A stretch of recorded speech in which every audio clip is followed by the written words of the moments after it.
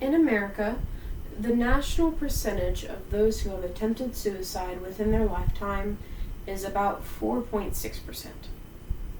For transgender Americans, that number is 41%, according to the National Gay and Lesbian Task Force. This shocking statistic is just a small example of the many ways that the quality of transgender lives are threatened in America. Legal discrimination, systematic economic oppression, and even ignorance all exist as active threats to the livelihood of gender nonconforming individuals. As someone who identifies as a non-binary, I too have experienced and know these struggles all too well.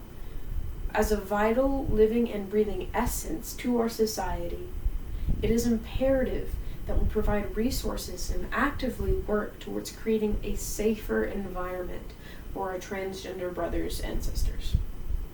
The 80s are often glamorized as a time of liveliness, new and improved fashion styles, and high hair. However, the decade was not so for those suffering from the largely ignored HIV/AIDS epidemic. Government officials did little to nothing to provide resources or to take preventative action to fight the epidemic, specifically because it was known as the gay plague. There are even laws in the present day that allow employers to fire or outright refuse to hire a trans individual simply because they are transgender. From those who responded to the National Transgender Discrimination Survey, 50 to 60% of transgender Americans have experienced harassment at work, and roughly 70% have been homeless at one time or another. Discrimination towards these people, towards these individuals, are bred through generational teachings of hatred, ignorance, and fear. And it is clear that we must do more to legally protect the transgender community from these systematic pitfalls.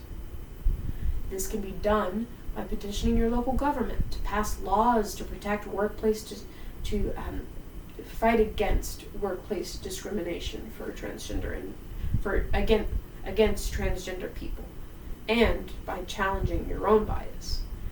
One may challenge the idea that transgender people are deserving of legal or societal protection or societal protection by saying that transgenderism in itself is simply a mental illness. One may claim that there are only two biological genders, and that straying from the gender you are assigned at birth is simply a choice that is deserving of ridicule. However, these stances are all rooted in misinformed misconceptions of the community. While gender incongruence, having a different gender identity than that which you were assigned at birth, was originally listed as a mental illness, as of 2019, it was voted to be moved into the sexual health chapter of the ICD, the International Classification of Disease. Being placed in the mental health illness chapter in the first place was a direct result of internal bias and misconceptions about being transgender. Like just about everything we know to be true, we are continually proved wrong, and our understandings of the complexities of the human mind and body and of the world around it.